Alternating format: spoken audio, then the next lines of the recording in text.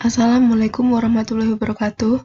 Pada video kali ini saya akan melanjutkan rangkuman materi praktikum sistem manajemen basis data.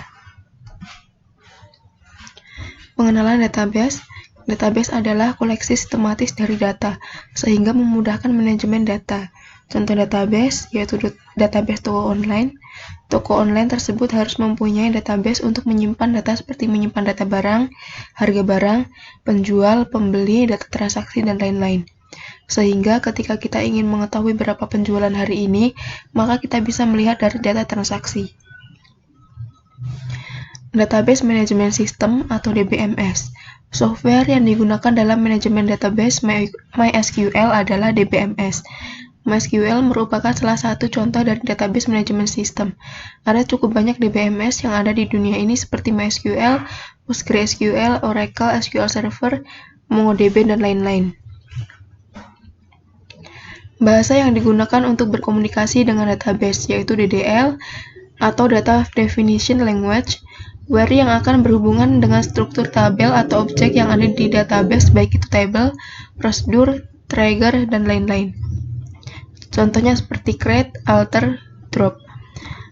DML atau Data Manipulation Language adalah query yang akan berhubungan dengan data yang ada di dalam tabel seperti memasukkan data, menghapus data, mengambil data, dan lain-lain. Contohnya seperti insert, select, update, delete. Terdapat 3 cara untuk mengakses database yaitu yang pertama bisa melalui command prompt. Caranya adalah kita tinggal memasukkan directory ke dalam SQL yang ada di dalam SAM. Cara yang kedua adalah dengan melalui phpMyAdmin. phpMyAdmin adalah SQL client berbentuk web yang telah disediakan ketika kita mendownload SAM. Kita bisa akses melalui browser dengan mengetikkan localhost atau phpMyAdmin. Cara yang ketiga yaitu dengan HDSQL. Kita bisa download melalui hdsql.com. Forenke, drop, and alter table. Sebelum membuat forenke, kita harus membuat indeksnya terlebih dahulu, yaitu indeks untuk supplier ID dan indeks untuk satuan ID. Setelah itu, baru deskripsikan forenkenya. Perintah on delete restrict yaitu perintah agar table supplier tidak bisa terhapus selama masih ada card di table barang. Perintah on update cascade merupakan perintah untuk mengupdate satu table dan tabel lainnya yang saling berhubungan. Contohnya bisa dilihat pada gambar di samping. Membuat forenke pada phpMyAdmin yang pertama dilakukan adalah membuat table terlebih dahulu. Setelah itu klik struktur, relation view, forenke constraint, pilih properties yang akan diubah. Insert, update, dan delete. Insert adalah untuk memasukkan data ke dalam sebuah tabel. Describe untuk mengetahui struktur tabel. Memasukkan data dan melihat isi dari tabel satuan. Update ditujukan untuk mengupdate sebuah data atau beberapa data dalam sebuah tabel, namun berbeda dengan update struktur.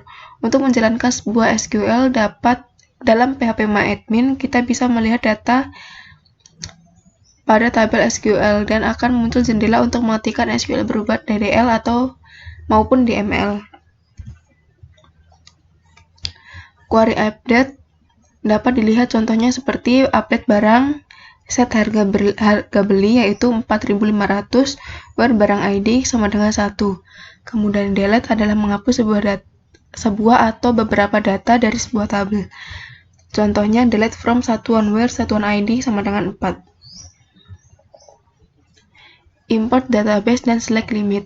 Query select pada dasarnya adalah query untuk mengambil data dari tabel yang ada dalam database dengan cara select from product.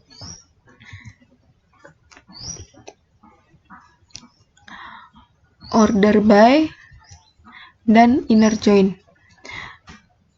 Untuk order by, cara kita mengurutkan hasil dari query kita, yang pertama kita lihat dulu di tabel produk, misalkan saya ingin melihat produk lain, lalu ada produk name, ada juga by price. Dari tabel produk kita lihat dulu hasilnya. Bagaimana jika kita ingin produk lainnya agar terurut? Kita bisa lakukan dengan menambahkan order by. Kemudian inner join adalah ketika kita ingin membutuhkan informasi yang berasal dari dua tabel atau lebih. Ketika kita melakukan join, kita harus melihat dahulu kolom apa yang menghubungkan mereka. Left join dan self join. Saya akan mencontohkan di tabel customer dan tabel order. Permasalahannya adalah order apa sajakah yang dilakukan oleh seorang customer. Tabel customer dan tabel order dapat dihubungkan dengan customer number-nya. Jika kita ingin melakukan left join antara tabel customer dan tabel order, kita bisa melakukan dengan hasilnya adalah hasil ketika kita melakukan left join di antara tabel customer dan tabel order bisa dilihat pada tabel di bawah. Kemudian fungsi agregasi. Fungsi agregasi adalah fungsi yang akan melakukan sejumlah kalkulasi kepada sekumpulan data, lalu akan kembali ke sebuah hasil. Jadi sebuah hasil tersebut adalah value, yaitu single value. Terdapat beberapa fungsi agregasi di dalamnya MySQL. Seperti count, yaitu menghitung sisa data, hitung banyak karyawan yang berasal dari Boston. Untuk show, menghitung jumlah data, hitung jumlah pemasukan data tahun 2013. Untuk contoh FG, menghitung rata-rata nilai, hitung rata-rata harga kendaraan motorcycles. Untuk min, mencari minimum nilai harga produk paling murah. Contoh max mencari maksimum nilai, hanya produk klasik kelas paling mahal. Group by biasanya digunakan untuk mengelompokkan data berdasarkan data kolom tertentu. Fungsi group by biasanya digunakan bersamaan dengan fungsi agregasi yang telah dipelajari sebelumnya, misalkan count, dan hasilnya bisa dilihat pada tabel di samping. Having dan view. View pada dasarnya adalah sebuah virtual table pada MySQL, di mana virtual table itu didefinisikan dari sebuah query select pada MySQL. Contohnya, misalkan kita ingin menampilkan view 10 besar produk terjual, sebelum itu karena view didefinisikan oleh query select, maka kita harus membuat dulu query select-nya. Di sini sudah tertampil 10 produk yang terjual. Kemudian, kita membuat view-nya. Setelah itu, satu tabel baru yang namanya top 10 produk ini adalah sebuah view. Dapat dilihat pada gambar. Subquery adalah query yang berada dalam query. Biasanya digunakan untuk menyelesaikan permasalahan query, permasalahan yang lebih kompleks. Contoh permasalahannya seperti tampilkan nama produk classic cars yang harga belinya di atas rata-rata. Subquery from. Subquery tidak hanya bisa digunakan untuk filtering pada where, namun juga bisa digunakan dalam sintak from. Contoh permasalahannya adalah, tampilkan rata-rata penjualan per bulannya yang tertinggi dan terendah dari tahun 2003. Rata-rata keseluruhannya dari yang tertinggi hingga terendah. Itu berarti kita harus mencari dulu penjualan tertinggi dan terendah dari tahun 2003. Kita bisa membuat query-nya terlebih dahulu. Dari data tersebut sudah kita dapatkan dari bulan 1 hingga bulan 12. Setiap bulannya penjualan terendah dan penjualan tertinggi. Lalu kita akan lihat rata-rata di tahun 2003. Berapa penjualan terendah dan tertingginya. Kita bisa menggunakan hasil dari query sebelumnya sebagai sumber data di sintak from. Dari data tersebut, sudah dapat dilihat rata-rata terendah dan juga rata-rata tertingginya. Itulah cara untuk menggunakan subquery pada sintak from. Sekian video dari saya, salah hilaf mohon dimaafkan.